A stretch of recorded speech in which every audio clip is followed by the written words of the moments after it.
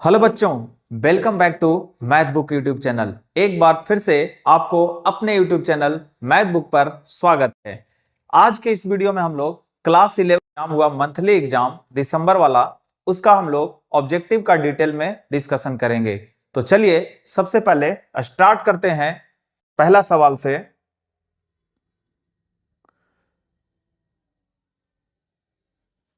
पहला सवाल कहता है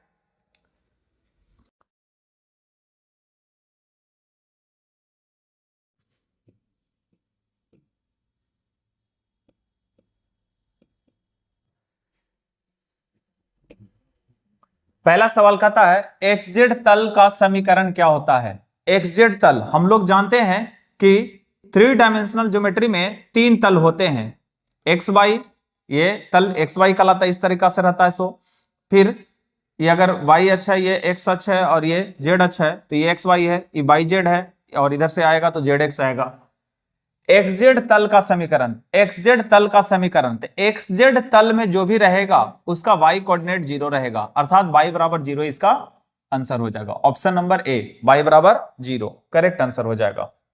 नेक्स्ट दूसरा लिखा, X अक्ष पर स्थित बिंदु के नियामक क्या होगा। X अक्ष पर बिंदु स्थित है, तो X अक्ष पे है तो X का कोऑर्डिनेट तो कुछ होगा, लेकिन Y भी 0 होगा और Z भी 0 होगा, अर्थात X कोऑर्डिनेट कुछ भी रह सकता है और Y कोऑर्डिनेट और Z कोऑर्डिनेट 0 होगा, क्योंकि X अक्ष पर स्थित है। X अक्ष पर स्थित किसी भी बिंदु के नियामक होते हैं, तो X अक्ष पर स्थित होते हैं तो X का कोऑर्डिनेट कुछ भी हो सकता है और Y और Z दोनों 0 होते हैं, अर्थात X 0 0 हमारा आंसर हो जाएगा, X अक्ष पर स्थित बिंदु का नियामक। नेक्स्ट क्वेश्चन थर्ड पर चलते हैं। क्वेश्चन नंबर थर्ड कहता है कि बिंदु 5 - 8 7 किस अष्टांश में है। अष्टांश यानी ऑक्टेंट, किस ऑक्टेंट में ये स्थित है ये हमें जानना है। तो इसके लिए सबसे पहले किसी भी बिंदु को कौन से अष्टक में है, कौन से ऑक्टेंट में है, ये जानने के लिए एक सिंपल सा ट्रिक जानते हैं हम लोग। तो चलिए देखते हैं वो ट्रिक क्या है। यहां पे ध्यान दीजिए, फर्स्ट क्वाड्रेंट में, सेकंड ऑक्टेंट में, first octant, second octant, third octant, total octant की संख्या 8 होता है।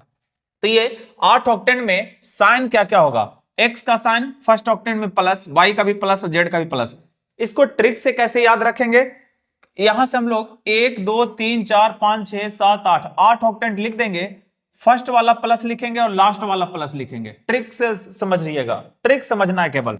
फर्स्ट और लास्ट को प्लस लिखेंगे, फिर 2 प्लस 2 माइनस इस तरीका से देंगे, तो प्लस है, 2 माइनस देंगे, फिर 2 प्लस देंगे, फिर 2 माइनस देंगे, फिर प्लस देंगे। फिर y कोऑर्डिनेट अगर लिखना हो तो 2 प्लस 2 माइनस 2 प्लस 2 माइनस, इस तरीका से सिंपल याद रखना है। और z कोऑर्डिनेट की बात करें तो z कोऑर्डिनेट पहले 4 प्लस लिखेंगे, फिर 4 माइनस लिखेंगे। तो इस तरह से ट्रिक से हम लोग याद कर लेंगे।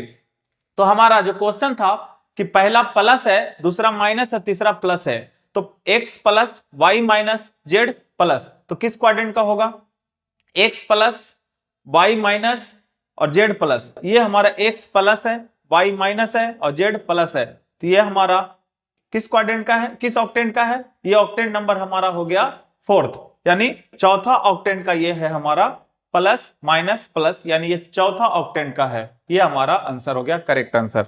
ये चौथा हमारा करेक्ट आंसर हो जाएगा। हमारा चौथा क्वेश्चन है, मूल बिंदु से बिंदु इतना के बीच की दूरी क्या होगा। किसी भी बिंदु का मूल बिंदु से दूरी होता है रूट अंडर उसी का कोऑर्डिनेट, 0 का स्क्वायर प्लस 5 का स्क्वायर प्लस 0 का स्क्वायर, सीधा सा हो जाता है। तो 5 5 25 अर्थात 5, यानी मूल बिंदु से इसकी जो दूरी होगी वो 5 होगी। नेक्स्ट क्वेश्चन, तल इतना बराबर 15 निम्नलिखित में से किस बिंदु पर y अक्ष को काटता है। y अक्ष को काट रहा है, तो y अक्ष को कहां काटेगा, जहां x और z 0 होगा। तो x कोऑर्डिनेट और z कोऑर्डिनेट किसका 0 है, x कोऑर्डिनेट और z कोऑर्डिनेट यहां भी 0 है, x कोऑर्डिनेट z कोऑर्डिनेट यहां भी 0 है और उधर नहीं है, अर्थात ये सब आंसर नहीं है। ये दोनों में से कोई हमारा आंसर होगा जो इसको संतुष्ट करेगा। तो रख के देखते हैं, x और z 0 रखेंगे और 5 रखेंगे, तो x बराबर 0, z बराबर 0 और यहाँ 5 5 25 हो जाएगा, जो कि 15 लाना है, गलत है, यानी ये भी नहीं होगा आंसर, यानी ऑप्शन नंबर बी हो जाएगा। रख करके चेक कर सकते हो, x का वैल्यू 0 रखोगे तो ये 0 हो जाएगा, y का वैल्यू, ये z का वैल्यू 0 रखोगे तो ये 0 हो जाएगा, y का वैल्यू 3 रखना है तो 3 रखेंगे तो 5 × 3 15, यानी कि RHS के बराबर, अर्थात ये संतुष्ट कर दिया, यानी ऑप्शन नंबर बी हमारा करेक्ट आंसर हो जाएगा। नेक्स्ट क्वेश्चन, छठा सवाल है,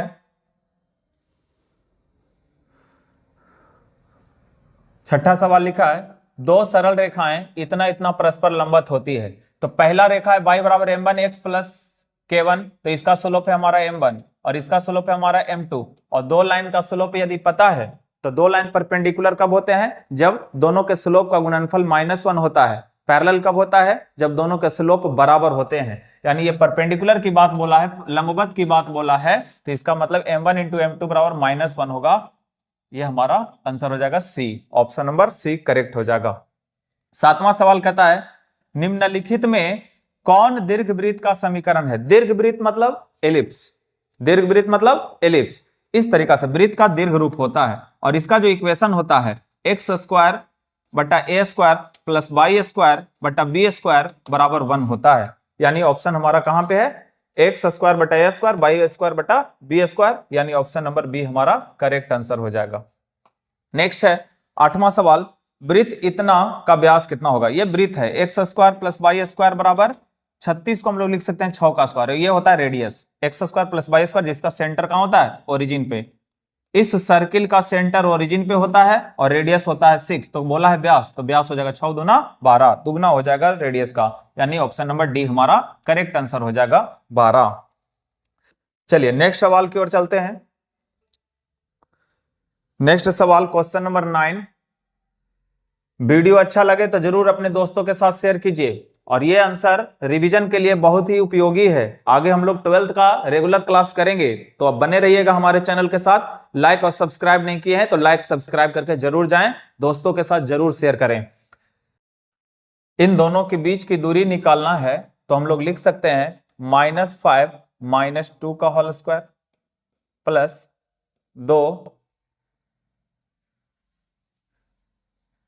2 माइनस प्लस 4 हो जाएगा इसका होल स्क्वायर, और फिर 9 में से 5 गया इसका होल स्क्वायर।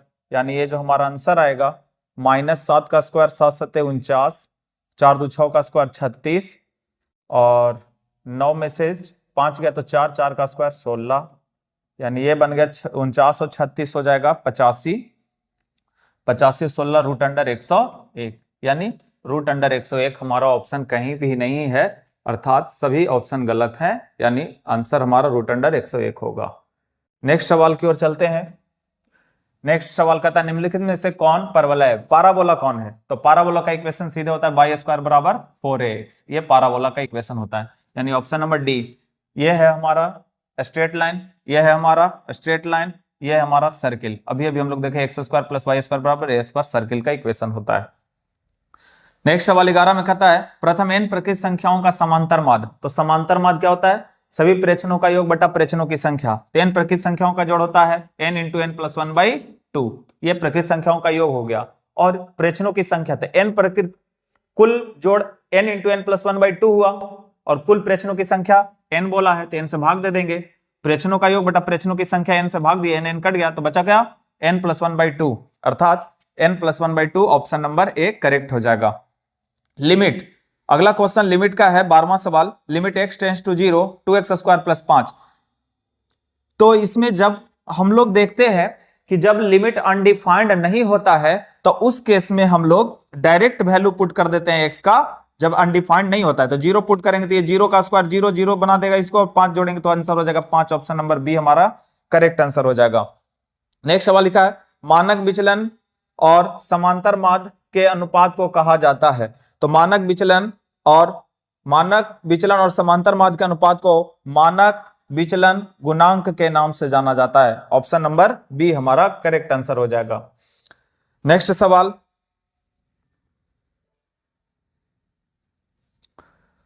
क्वेश्चन नंबर 14 कहता है यदि किसी वितरण का प्रसरण इतना है तो मानक विचलन, तो मानक विचलन होता है रूट अंडर प्रसरण होता है। तो रूट अंडर प्रसरण मैंने 1.21 का वर्गमूल निकालेंगे तो वो आ जाएगा 1.1। 11 का स्क्वायर 121 होता है तो 1.21 का वर्गमूल हो जाएगा 1.1, यानी हमारा ऑप्शन नंबर ए करेक्ट हो जाएगा। नेक्स्ट सवाल हमारा है 15, सरल रेखा इतना का ढाल यानी स्लोप हमको चाहिए। तो स्लोप हम लोग ax plus b by plus c बराबर 0 अगर कोई इक्वेशन दिया हुआ है तो इसका स्लोप m बराबर होता है माइनस ए बटा बी, और माइनस ए के जगह पे है 3 तो माइनस 3 बटा बी के जगह है 4, माइनस 3 बटा 4, यानी ऑप्शन नंबर बी ही हमारा करेक्ट आंसर हो जाएगा। एक दूसरा तरह से इसको हम लोग स्टैंडर्ड फॉर्मूला में चेंज करके भी बना सकते हैं, y बराबर एम एक्स प्लस सी के रूप में, जहां m होता है इसका स्लोप, तो इसको अगर एम एक्स प्लस सी के रूप में करेंगे तो 4y बराबर कितना बन जाएगा, ये उधर जाने के बाद माइनस 3x प्लस 12 हो जाएगा, और ये 4 इंटू में इधर आ जाएगा डिवाइड में, और ये हमारा माइनस 3/4, ऐसे भी आंसर आ जाएगा माइनस 3/4, यानी ऑप्शन नंबर बी हमारा करेक्ट आंसर हो जाएगा। नेक्स्ट है 16, आंकड़े इतना का परिसर। परिसर क्या होता है, परिसर होता है सबसे बड़ा मान में से सबसे छोटा मान चर मान को घटा देते हैं। तो सबसे बड़ा चर मान है 18 और सबसे छोटा मान चर मान है 3, तो घटाएंगे 18 में से 3 गया तो 15, ऑप्शन नंबर सी हमारा करेक्ट हो जाएगा। 17वां कहता है यदि किसी त्रिभुज के शीर्ष ये तीनों दिए गए हैं तो इसका क्षेत्रफल। बहुत सिंपल है, जब 0 0 होता है तो ये हो गया ओरिजिन, और ये x0 x अक्ष पे है x0, और ये y अक्ष पे है तो 0y, यानी ये हमारा जो ट्रायंगल बना, ये लंबाई x y, चौड़ाई ऊंचाई हो गया y, तो क्षेत्रफल हो गया हाफ गुनो आधार गुने ऊंचाई, यानी half into X Y, half into X Y. Simple, बिना फॉर्मूला लगाए हमारा हो जाएगा हाफ इंटू एक्स वाई वर्ग इकाई। ऑप्शन नंबर सी हमारा आंसर हो जाएगा, हाफ इंटू एक्स वाई यही है। नेक्स्ट सवाल क्वेश्चन नंबर 18, समांतर श्रेणी इतना का 15वां पद। तो किसी भी श्रेणी का कोई पद निकालने के लिए फॉर्मूला जानते हैं, 15वां पद होता है a प्लस 14 इंटू डी। तो a का मान हमारा पता है कि इसमें 7 है, और 14 इंटू डी कितना है 7 4 11, 4 का अंतर हो रहा है, यानी 7 प्लस 14 चौके 56, 56 और 7 हो जाएगा 63, 63 हमारा ऑप्शन नंबर ए में होगा, यानी ये हमारा आंसर हो जाएगा, यानी option number A correct answer है। नेक्स्ट सवाल पर चलते हैं। नेक्स्ट सवाल 19 नंबर 19वां सवाल कहता है कि 4 और 64 का गुणोत्तर माध्य। ए और बी के बीच का अर्थमेटिक मीन चाहिए तो रूट अंडर ए बी होता है, ज्योमेट्रिक मीन चाहिए यानी arithmetic mean a plus B by 2 होता है, geometric mean root under A B होता है, और हार्मोनिक मीन 2ab बटा a प्लस बी होता है। ये फॉर्मूला है। तो सबसे पहले हमारा कहता है ज्योमेट्रिक मीन यानी रूट अंडर ए बी, तो रूट अंडर 4, a की जगह 4 है, b की जगह 64 है, 4 का वर्गमूल 2, 64 का 8, यानी 16 हो जाएगा हमारा ज्योमेट्रिक मीन दोनों के बीच का, यानी ऑप्शन नंबर डी हमारा करेक्ट आंसर हो जाएगा 16। नेक्स्ट सवाल, बिंदु इतना इतना को मिलाने वाले रेखाखंड के मध्य बिंदु के नियामक चाहिए। मध्य बिंदु दोनों का फॉर्मूला क्या होता है, a1 plus a2 by 2, b1 plus b2 by 2, c1 plus c2 by 2, यानी ऑप्शन नंबर सी हमारा करेक्ट आंसर हो जाएगा। नेक्स्ट सवाल क्वेश्चन नंबर 21 पर चलते हैं। क्वेश्चन नंबर 21 कहता है यदि 5 प्रेक्षणों इतना का माध्य 12 है तो p का मान निकाले। तो हम लोगों को पता है कि प्रेक्षणों का माध्य होता है सभी प्रेक्षणों का योग बटा प्रेक्षणों की संख्या। था कितने हैं, 1 2 3 4 5, सबको जोड़ेंगे तो 1 2 3 4 5 p हो जाएगा जोड़ने पर, प्लस 2 4 6 6 6 12 12 8 20 बटा प्रेक्षणों की संख्या 1 2 3 4 5 है। 5 कॉमन लेके जब काटेंगे, और ये माध्य दे दिया है 12, 5 कॉमन लेके जब काटेंगे तो बचेगा p प्लस 4 बराबर 12, यानी p बराबर घट जाएगा उधर जाकर के 12 में से 4 तो बचेगा 8, यानी ऑप्शन नंबर डी हमारा करेक्ट आंसर हो जाएगा 8। p का मान हमारा 8 हो गया। नेक्स्ट सवाल क्वेश्चन नंबर 23। क्वेश्चन नंबर 23 जो कहता है समांतर रेखाओं इतना इतना के बीच की दूरी। तो दो समांतर रेखाओं के बीच की दूरी डायरेक्ट फॉर्मूला होता है दोनों के कांस्टेंट का डिफरेंस बटा root under a square plus b square, ये डायरेक्ट आंसर होता है, यानी हमारा आंसर हो जाएगा c, root d minus c बटा root under a square plus b square, correct answer हमारा डायरेक्ट फॉर्मूला ये। 24वां सवाल कहता है बिंदु इतना एक्स वाई तल में प्रतिबिंब चाहिए। एक्स वाई तल में बोला तो एक्स वाई तो पॉजिटिव ही होगा, लेकिन जेड नेगेटिव हो जाएगा क्योंकि प्रतिबिंब नीचे चला जाएगा, तो जेड नेगेटिव हो जाएगा, यानी कि 4 5 minus 6, 4 5 minus 6, option number B हमारा करेक्ट आंसर हो जाएगा 4 माइनस। जिस भी तल की बात करेगा वो तल सेम रहेगा, बाकी दूसरा तल उसका चेंज हो जाएगा। नेक्स्ट 25वां सवाल कहता है निर्देशांक तल अंतरिक्ष को कितने अष्टांश में विभाजित करता है। कहता है निर्देशांक अक्ष कितने 8 ऑक्टेंट में बढ़ता है, यानी कि हमारा option number D correct answer हो जाएगा। निर्देशांक तल जो होते हैं वो किसी भी स्पेस को 8 भागों में बांटती है और प्रत्येक भाग को अष्टक कहा जाता है।